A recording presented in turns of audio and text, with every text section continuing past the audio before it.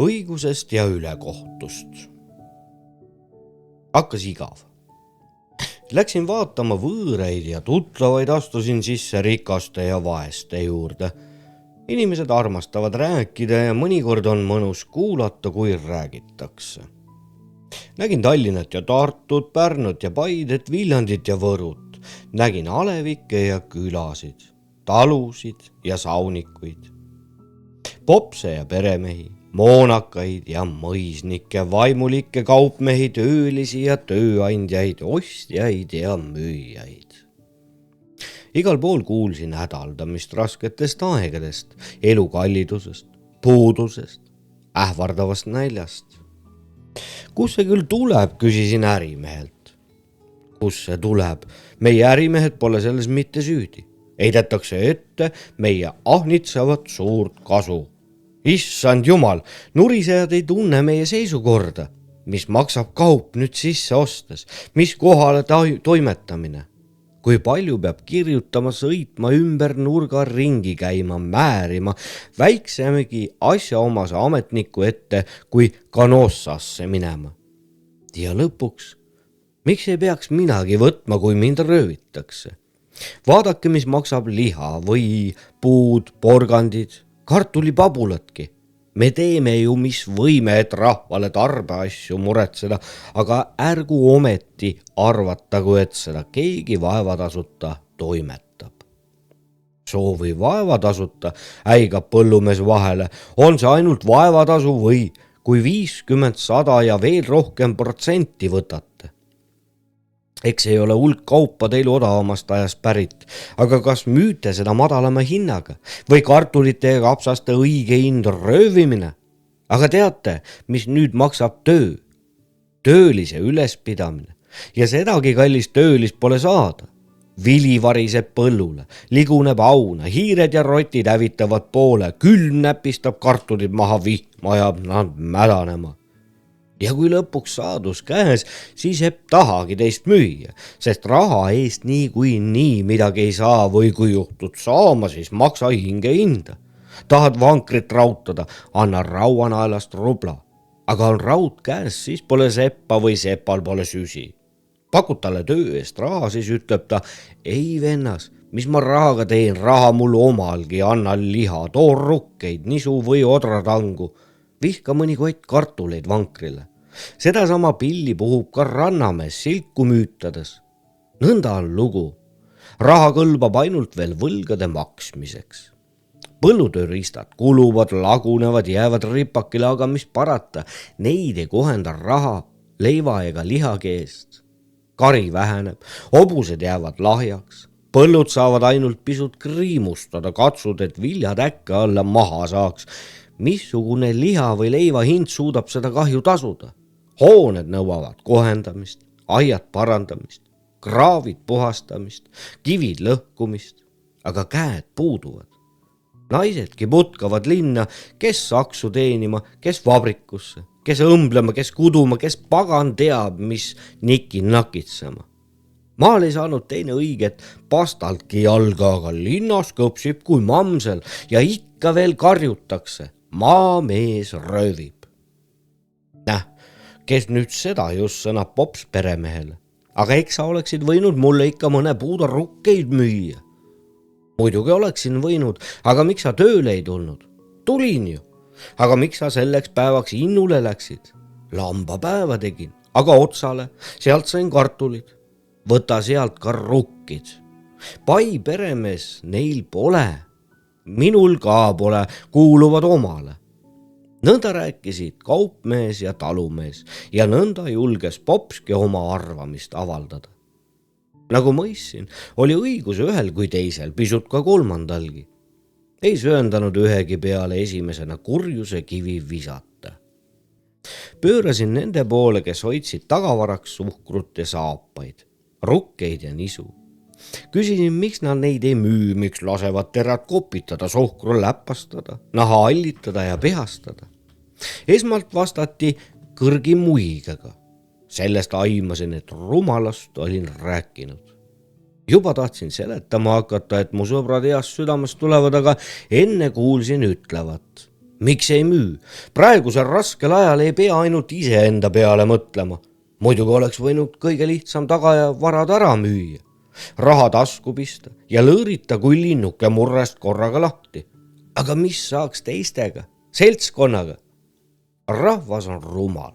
Ta usub igasuguseid kuulujutte. Mõni laseb sõna lendu, sellest ja sellest tuleb puudu ning kohe algab pöörane tormijooks. Ja kui võimalik oleks, ostaksid nad kas või 10 aasta moona kokku, aga te mõistate hädaohtu, mis niisuguses kokkuotsmises varitseb. Sellepärast las suhkur ja terad seisavad parem meie ladudes. Meie laod on ikka korralikumad kui rahva omad. Kuigi vili meie ladudes pisut kopitab, pole viga. Paljudes väikestes ladudes kopitaks ta veel rohkem. Selle süüdistus aga, et meie omakasu pärast tagavarasid varjame, lükkame põltusega tagasi. Kuigi hinnad peaksid kerkima, siis kaob saadav tasu kopitamisse, läpastamisse, pehastamisse. Üks on kindel. Tarbeained seisavad nõnda alles. Inimesed katsuvad piskuga läbi ajada. Oleme harjunud priiskama, nüüd peame kokkuhoidmist õppima. Kokkuhoidmine, see on meie eesmärk, meie lipukiri. Tagavarade kuningas jäi rääkides täiesti rahulikuks. Sellest märkasin, ta võitleb hea ja õige asja eest. Ajaloo katsepäevadel täidab ta oma kohust isamaa vastu, kuigi ta seega seltskonna sõimu ja needmist kannatab. Aga mis teha? Ilm on tänamata. Kuninga juurest välja astudes peatusin Uulitsol. Ei pääsenud edasi. Ühel pool seisis suhkrusaba, teisel pool piimasaba. Kuulsin veel räägitavat soolasilgu ja eringasabast. Kõik tahedad sabad vihmarikkal ajal. Mitmes olete, küsisin ühelt sabalülilt. 1274. Oho, õige kenake saba, laususin ma ja lisasin endamisi juurde. Loodusteadlased eksivad, arvates, et sauruste ajal kõige pikemad sabad olid. Praegusest sõjast saadik muudavad nad paratamata oma arvamise. Ja kui Euroopa kultuur kord küllalt vanaks saab ja nii kõrgele tõuseb, et inimesed loomulikkude toiduainete asemel ainult pisitillukesi keemilisi preparaate vestitaskus kannavad, siis kaob meil muidugi praegune õrn ja keeruline sisemus ning arstiteadus kustutab maha kõhukopsu, maksa ja südamehaigused. Ka käte ja jalgade vigadest saame lahti. Lihtne sisemus tekitab ju lihtsa välimuse. Muutumana umbes limuka sarnaseks. Ja kui unustatakse praegused keeled ja grammatikad ning uurijatele aastatuhande tagant vaadeldes tundub, nagu oleks venelastel, sakslastel ja prantslastel ühine keel olnud, siis ehk leiab mõni nupukas teadlane, et umbes sel samal ajal siin mingisugune kole pika sabaga metslane elutses, kes enamasti linnamajadesse püüdis sisse roomata. Selle metslase vastu pääsiski üleüldine rahvaste sõda lahti. See oli üks hirmsamatest võitlustest, mida esiaeg tunneb, sest metslases oli midagi selle taolist, nagu ilmutamise raamatus jutustatud. Aga nähtavasti jäi inimene võitjaks, sest 2000 aastat hiljem, kust juba kindlad ajaloolised dokumendid olemas, ei tuletata enam seda ilget roomajat peletist meelde, kelle nimel lahutamata osaks on saba. Seisate juba kaua, küsisin sabalülit, kui mõttega olin lõpule jõudnud. 2 korda on toitu järele toodud. Kui kaua veel seisate? Kuni kodust veel toitu järele tuuakse. Aga kus see tuleb? Angeldajate taskust tahetakse hindu tõsta, sellepärast ei müüda, mis hoolivad nemad teistest, mis seltskonnast, mis isamaast, kui aga hõbe venib, raha ei haise, olgu ta või ema hinge eest saadud. Mul seisid veel tagavarade kuninga mõjuvad sõnad meeles ja sellepärast tähendasin pillamise ja asjata kokkuostmise peale ning soovitasin kokkuhoidmist. Kokkuhoidmist jutustavad ainult pillajad, vastas Sabalüli. Kui 2 mehe ees pean töötama, pean siis poole mehe ees sööma. Ehk mida siis? Liha on kallis, võid ei ole, piimast puudus, suhkrust nappus, puud otsas, nahka pole olemaski. Mida sisse veetakse, seda on ikkagi veel saada ja seda jõuab osta, aga mida ise valmistame ning kasvatame, see kaob kui tina tuhka ja veel hoia kokku. Mida pagan ma veel peaksin kokku hoidma? Ainult kõhtu võiks kokku hoida, rihma pingutada. Oleksin ma valitsus, oleks mul vägi ja võimus. Oleks jaanipäeval jää, siis laseksime tulevalgel liugu, lausus teine vahele, aga ei. Pole jääd, pole midagi ja mina pole midagi ega sina pole midagi. Ma olen tööline ja tahan süüa saada. Õige, kiitsin mina nõus olles. Kes elab, peab sööma. Ei, kes teeb tööd, peab sööma. Laisklejad, hulkurid, päevavargad, kupongilõikajad, need las singuvad tühja kõhtu. Las nende soolikad mängivad orelit, aga meie tahame hamba alla saada. Vabrikant maksab palga, aga ma ei taha palka, andku süüa, andku liha, andku leiba, võid ja mune. Maksab palga, osates teine. Palju ta õige maksab, mine juurde nõudma. Siis kohe hädaldamine lahti, ei või maksta, aga vaata 50 või 100% aktsionärid saavad. Läksin vabrikandi juurde. Tema kaebas tööliste puudusest, nende halbusest, sõnakuulmatusest ja oskamatusest. Muud kui palga nõudmises on kõik meistrid. Elu minevad kallimaks, aga eldene aeg. Nagu vabrikandi elu ei läheks kallimaks. Nagu vabrikant polekski inimene, nagu ei töötaks ka tema seltskonna kasuks. Ja nagu ei kannaks ka tema oma veeringuid isamaa altarile. Kuulasin ja nokutasin pead. Mis mulle igal pool silma paistis oli see, et kõik rääkides enam-vähem vaimustusse sattusid. Sellest mõistsin, et sõna mõju on meie juures alles rõõmustavalt suur. Iseäranis, kui me ta oma huultelt laseme libiseda. Ja imelikul viisil oli kõigil õigus, kui nad rääkisid ja nendel süüdi, kellest nad rääkisid. Kõik võisid oma seisukorraga rahul olla, ainult rääkija mitte. Kaupmees kurtis kaupade puudust ja arvas, et ostjal praegu kergem olevat kui müüjal, sest raha on ju nüüd kui einu, aga ostja hädaldas kaupmees riisuvata paljaks. Tööandjad seletasid, et töölised veel kunagi nii hästi pole teeninud kui nüüd, aga töölised arvasid, et nad kunagi hullemini tööandja omavolis pole seisnud kui praegu. Taluomanik kaebas teenijate kuulmata palkade üle, aga sulane oli kade peremehe raharikka seisukorra peale. Sest värsi, seapõrse, kapsapea, rukkipuuda, võinaela ja linaleisika hind on mitmekordseks tõusnud, kuid kohamaksud on peaaegu või täiesti endiseks jäänud. Linnal oli kade maamehe peale. Sel olevat liha, võid ja ahju kütti, aga iga vähegi hakkajaam inimene, olgu mees või naine, kel taluloksu kaelast polnud, rändas maalt linda. Angeldaja kiitis põllumehe kindlat ja rahulikku elu, aga iga nupukam talumees muutus ülesostjaks, vahelt kauplejaks, sahkerdajaks. Sõnades, ega ma loll ole, et peaksin end tööga tapma. Kel palju raha, see kurtis, et pole teda kuhugi panna. Kel vähe, see murdis oma vaest peakest, kust küll teda saada. Terve ilm oli kaebajaid ja hädaldajaid täis ja ikka olid teised hädas süüdi. Ametnik kihvtitas kodaniku elu ja võttis altkäemaksu. Kodanik müksas ametnikku ja püüdis ise paigale pääseda, kus altkäemaksu võtmine võimalik oleks.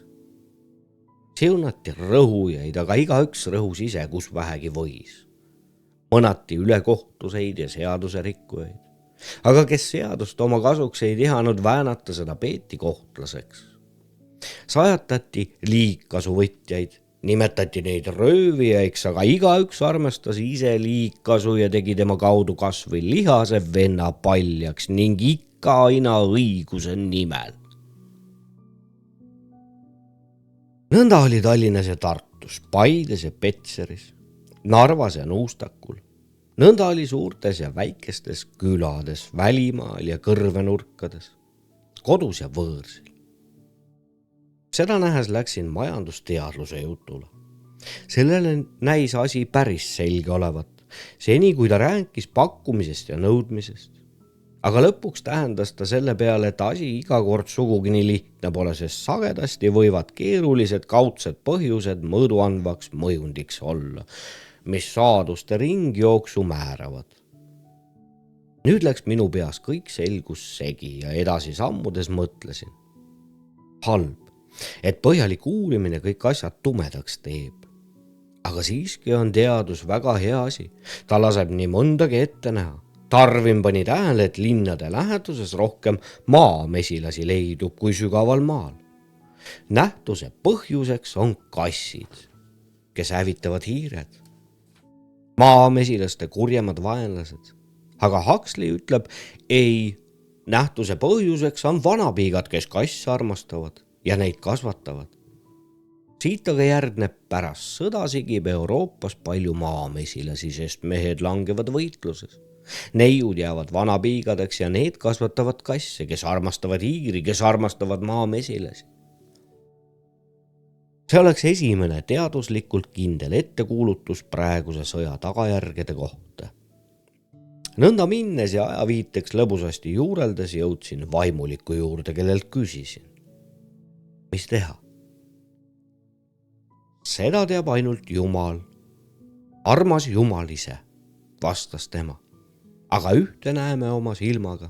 Nimelt, kuhu viib Jumala kartmata elu ja ilmalik tarkus, mis viimasel ajal ka meil kipub maad võtma.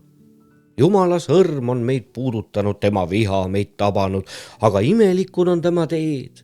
Kui keegi tahab, et teda hästi pekstaks, siis peksab ta end ikka ise. Ajamärgid, ütles vagatseja ja hakkas rääkima prohvet Danielis, kuni ta jõudis sõnadeni. Orav läks tänava vara alliks. Rotte ja hiiri on arvamata palju ja kõik hakkasid varmalt tagavarasid koguma. Sügavale maa alla.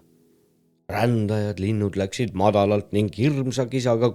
Lumi tuleb enne 7 korda, kui ta jääb, kirpe on rohkem kui kunagi enne ja saab tõeks muinasjutt kuningast ja tema suurest kirbust, kellele kojamunder selga tõmmati. Kõik ratsivad, aga sibelejast lahti ei saa, sest kirp sigib ja sigib, rääkisin mina vahele. Vaimulik tõttas mind trööstima. Tänagem Jumalat, talvem pole ja küllap seegi halptu seaduseks muutub. Kirikus käijaid on juba rohkem, ohkajaid tuleb päev-päevalt juurde ja hinge pärast leinajaid saab ikka enam ja enam. Iseäralist tröösti ma vaimuliku sõnadest ei leidnud, sest tröösti ei otsinudki ma. Aga ometi tundsin, ka vaimulikul, nagu teistelgi, on õigus. Kogu ilm oli õigeid täis, aga ometi ägati üle kohtu käes. Sellepärast laususin endamisi. Pole hea, et ilmas nii palju õigeid elab. Õigetest tuleb üle kohus. Aga hea on, et ma pole kohtunik. Ametnik ega mingisugune võimukandja, kes peaks inimestele tegema õigust mööda. Õigus on kallil ajal odav asi ja nõnda võidaks teda ehk minultki osta. Õigus on inimeste asi ja et kallil ajal inimene odavaks läheb, sellepärast ongi õigus nii odav. Nemad kahekesi ühes rahaga on ainukesed, mis hinnas aina langevad ja langevad. Ja kui asja üle olin lähemalt järele mõelnud, ütlesin veel, ometi on hea, et ilmas nii palju õigeid elab. Nõnda õpime kurjuse iseloomu tundma. Ametnik arvab, et temal on õigus altkäemaksu võtta. kui seda temale pakutakse ja temalt seaduse rikkumist oodatakse. Ja kodanik arvab, et temal on niisamuti õigus altkäemaksu anda, kui aga ametnik seda vastu võtab, sest muidu ei hakka tema asi liikuma või peab liig kaua korda ootama. Aga lõpuks karjuvad kõik üle kohtust. Kaupmees äigab kauba eest võimalikult kõrge hinna ja põllumees pinnib oma saaduste eest viimase penni linlaselt välja. Mõlemad teevad seda muidugi oma hea õiguse nimel, aga kuulake, kõik arvavad neile tehtavat ülekohut. Tööandja loomulik õigus on võimalikult vähese tasu eest võimalikult palju tööd saada ja töölisi loomulikuks õiguseks jääb võimalikult vähese vaevaga võimalikult palju teenida, kuid lõpuks kiruvad ühed laisku ja logelejaid, teised rõhujaid, kurnajaid. Hangeldajal on õigus tagavarasid varjata, sest nõnda loodab ta suuremat kasu.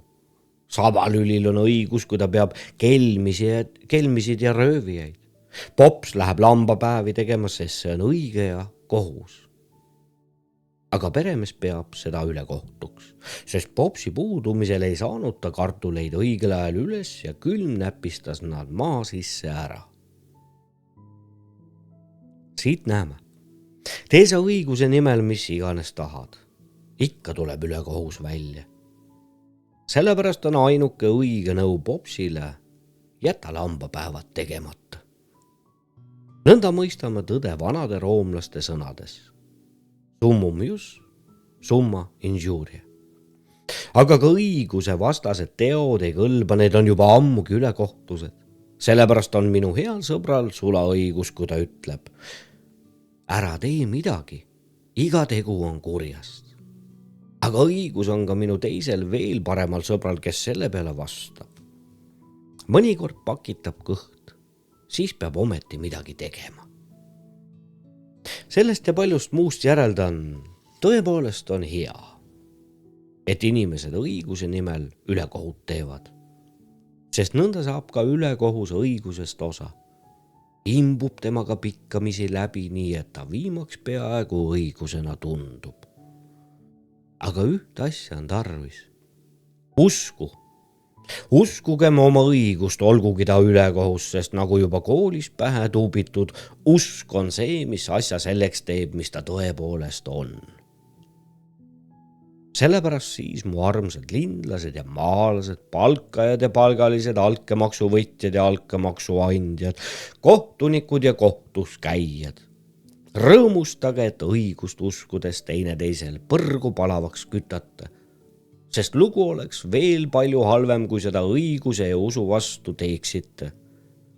Nõnda peaksite peale muude hädade ka patupalka kartma ja südametunnistuse piina kannatama, mis on kõige hirmsam piin ajalikkuse elus.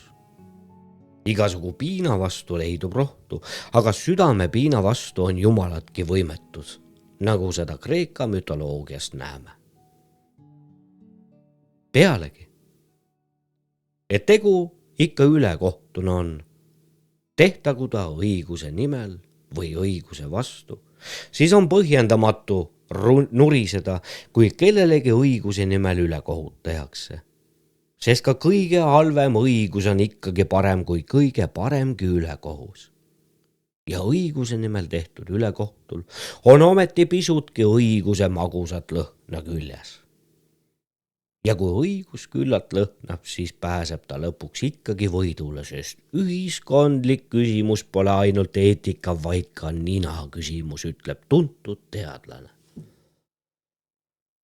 Aga niisugusel korral poleks ometi mitte hea, et ma pole sündinud kohtumõistjaks, ametnikuks ega mõneks muuks võimukandjaks, kes peaks inimestele tegema õigust mööda, sest oleksin ma kohtuniks, siis teaksin, et ka kohtumõistmine on tegu ja seega ülekohus. Nõnda võiksin, elagu ma Tallinnas või Tudulinnas, välimaal või kõrvenurgas, rahulikult vaiba üle pea tõmmata ja magada, sest magajad ei tee kurja. Vajub mul pahem külg ära, siis pööran paremale. Ja läheb ka see tuimaks, siis vinnan enese selili. õndsad on selili magajad, sest nende silmad vaatavad taeva poole.